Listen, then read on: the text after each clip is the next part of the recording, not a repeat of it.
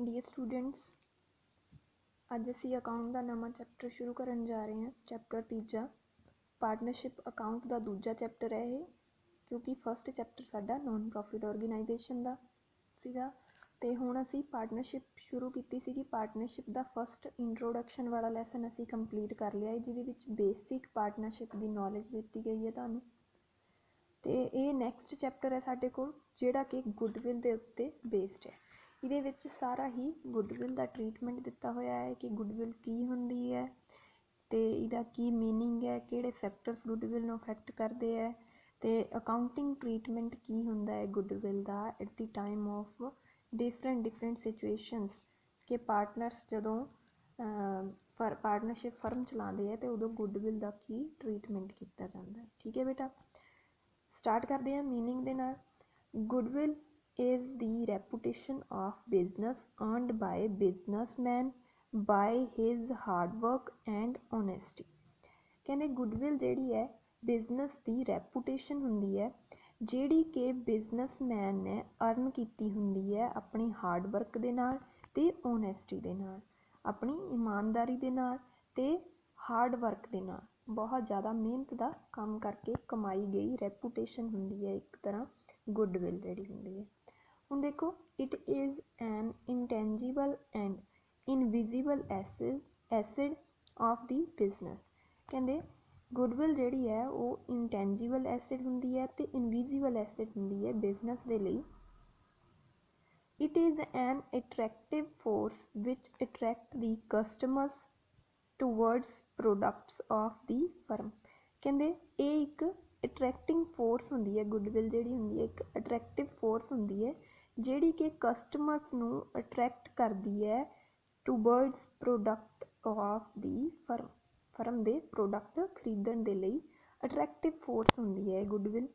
Goodwill may be arise from such attributes of a business such as good quality products, a favorable location, the ability and the skill of its employees and management, nature of its product। ਕਹਿੰਦੇ goodwill ਜਿਹੜੀ ਹੈ ਉਹ ਕਿਸੇ ਵੀ ਤਰ੍ਹਾਂ ਜਿਹੜੀ ਹੈ arise ਹੋ ਸਕਦੀ ਹੈ। ਉਹ ਬਿਜ਼ਨਸ ਦੀ ਗੁੱਡ ਦੀ ਜਿਹੜਾ ਆਪਾਂ ਪ੍ਰੋਡਕਟ ਬਣਾ ਰਹੇ ਹਾਂ ਉਹਦੀ ਗੁੱਡ ਕੁਆਲਿਟੀ ਦੇ ਨਾਲ ਵੀ ਹੋ ਸਕਦੀ ਹੈ, ਲੋਕੇਸ਼ਨ ਦੇ ਅਕੋਰਡਿੰਗ ਵੀ ਹੋ ਸਕਦੀ ਹੈ, ਇੰਪਲੋਏ ਜਾਂ ਮੈਨੇਜਮੈਂਟ ਦੀ ਸਕਿੱਲ ਦੇ ਅਕੋਰਡਿੰਗ ਵੀ ਹੋ ਸਕਦੀ ਹੈ ਤੇ ਪ੍ਰੋਡਕਟ ਦੀ ਨੇਚਰ ਦੇ ਉੱਤੇ ਵੀ ਡਿਪੈਂਡ ਕਰ ਸਕਦੀ ਹੈ ਜਿਹੜੀ ਗੁੱਡਵਿਲ ਹੁੰਦੀ ਹੈ। ਜੇ ਆਪਾਂ ਆਮ ਭਾਸ਼ਾ ਦੇ ਵਿੱਚ ਕਹੀਏ ਕਿ ਗੁੱਡਵਿਲ ਜਿਹੜੀ ਹੈ ਇੱਕ ਰੈਪੂਟੇਸ਼ਨ ਹੁੰਦੀ ਹੈ ਜਿਹੜੀ ਕਿ ਬਿਜ਼ਨਸਮੈਨ ਨੇ ਕਮਾਈ ਹੁੰਦੀ ਹੈ। ਫੋਰ ਐਗਜ਼ਾਮਪਲ, ਜਿਵੇਂ ਤੁਸੀਂ ਮੰਨ ਲਓ ਕੋਈ ਬੁੱਕ ਸ਼ਾਪ ਹੈ, ਠੀਕ ਹੈ, ਤੇ ਉਹ ਬੁੱਕ ਸ਼ਾਪ ਜਿਹੜੀ ਹੈ ਬਹੁਤ ਪੁਰਾਣੇ ਸਮੇਂ ਤੋਂ ਚੱਲ ਰਹੀ ਹੈ ਤੇ ਉਹਦੇ ਉੱਤੇ ਹਰ ਤਰ੍ਹਾਂ ਦਾ ਸਟੇਸ਼ਨਰੀ ਦਾ ਜਿਹੜਾ ਸਮਾਨ ਹੈ ਉਹ ਤੁਹਾਨੂੰ ਹਰ ਤਰ੍ਹਾਂ ਦੀ ਬੁੱਕ ਜਿਹੜੀ ਹੈ ਤੁਹਾਨੂੰ ਉੱਥੇ ਅਵੇਲੇਬਲ ਹੋ ਜਾਂਦੀ ਹੈ ਤੇ ਰੀਜ਼ਨੇਬਲ ਪ੍ਰਾਈਸ ਦੇ ਉੱਤੇ ਹੁੰਦੀ ਹੈ ਤੇ ਗੁੱਡ ਕੁਆਲਿਟੀ ਦੀ ਹੁੰਦੀ ਹੈ ਤੇ ਕਦੇ ਵੀ ਤੁਹਾਡੇ ਨਾਲ ਉੱਥੇ ਧੋਖਾ ਨਹੀਂ ਹੁੰਦਾ ਹੈਗਾ। ਇਮਾਨਦਾਰੀ ਦੇ ਨਾਲ ਜਿਹੜਾ ਹੈ ਉਹ ਸ਼ਾਪ ਦੇ ਉੱਤੇ ਸਮਾਨ ਜਿਹੜਾ ਹੈ ਉਹ ਦਿੱਤਾ ਜਾਂਦਾ ਹੈ।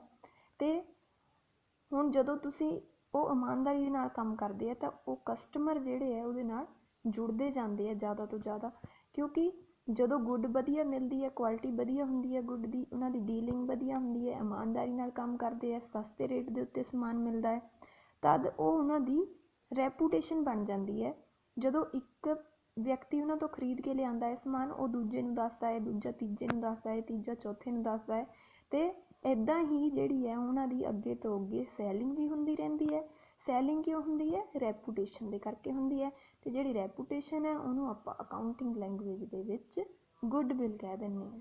ਠੀਕ ਹੈ ਬੇਟਾ, ਇਹਦੀ ਡੈਫੀਨੇਸ਼ਨ ਹੈ, ਦੇਖੋ, goodwill is nothing more than the probability that the old customers will resort to the old place। ਕਹਿੰਦੇ ਗੁੱਡਵਿਲ ਜਿਹੜੀ ਹੈ ਇੱਕ ਪ੍ਰੋਬੇਬਿਲਿਟੀ ਹੁੰਦੀ ਹੈ, ਅਸੀਂ ਪ੍ਰੋਬੇਬਿਲਿਟੀ ਮੰਨ ਕੇ ਚੱਲਦੇ ਹਾਂ ਉਹਨੂੰ, ਜਿਹੜੀ ਕਿ ਓਲਡ ਕਸਟਮਰਸ ਨੂੰ ਉਸ ਓਲਡ ਪਲੇਸ ਦੇ ਉੱਤੇ ਰਿਸੋਰਟ ਕਰਕੇ ਰੱਖਦੀ ਹੈ, ਬੰਨ੍ਹ ਕੇ ਰੱਖਦੀ ਹੈ ਕਿ ਜਿਹੜੇ ਓਲਡ ਕਸਟਮਰਸ ਹੈ ਉਹ ਉਸ ਬਿਜ਼ਨਸ ਦੇ ਨਾਲੋਂ ਟੁੱਟ ਕੇ ਕਿਸੇ ਹੋਰ ਬਿਜ਼ਨਸ ਦੇ ਨਾਲ ਨਾ ਜੁੜਨ ਤੇ ਹੋਰ ਕੋਈ ਸਮਾਨ ਜਿਹੜਾ ਹੈ ਹੋਰ ਕਿਸੇ ਜਗ੍ਹਾ ਤੋਂ ਸਮਾਨ ਨਾ ਖਰੀਦਣ। ਠੀਕ ਹੈ ਬੇਟਾ, ਨੈਕਸਟ ਹੈ ਸਾਡੇ ਕੋਲ ਕਰੈਕਟਰਿਸਟਿਕਸ ਔਰ nature of a goodwill. Characteristics ਕੀ ਹੁੰਦੀਆਂ ਨੇ, ਕੀ ਵਿਸ਼ੇਸ਼ਤਾਵਾਂ ਹੁੰਦੀਆਂ ਨੇ ਗੁੱਡਵਿਲ ਦੀਆਂ।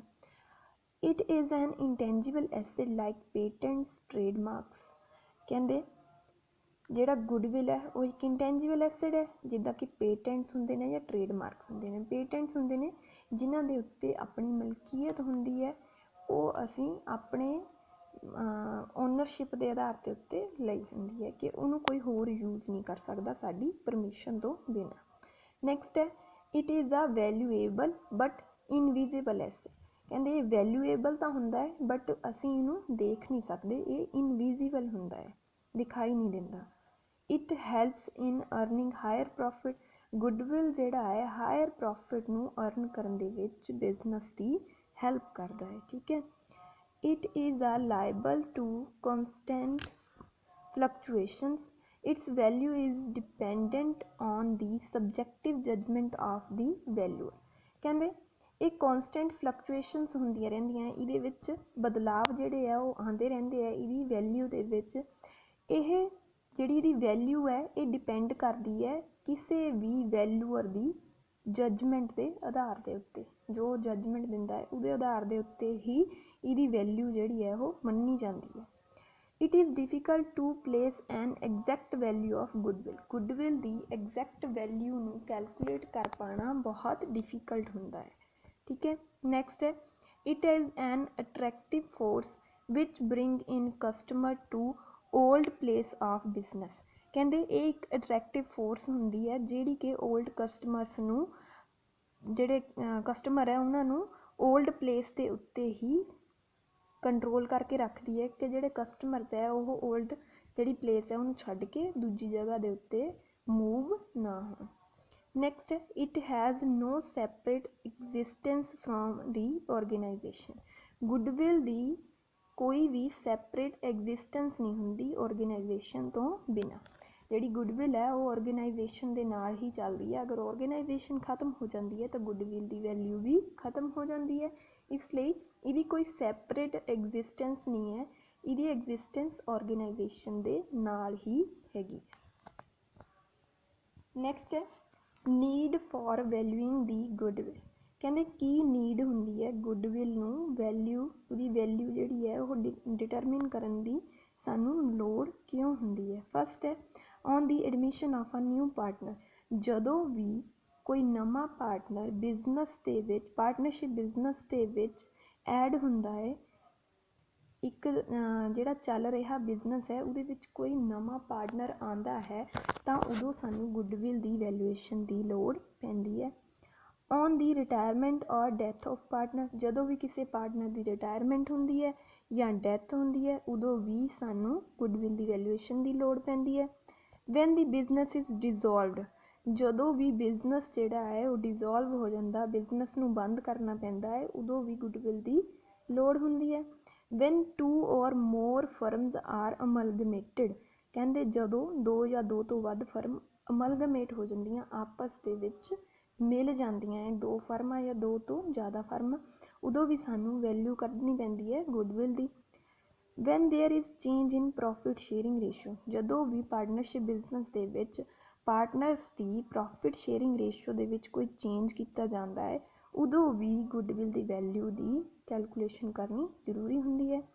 Van there is exchange of shares.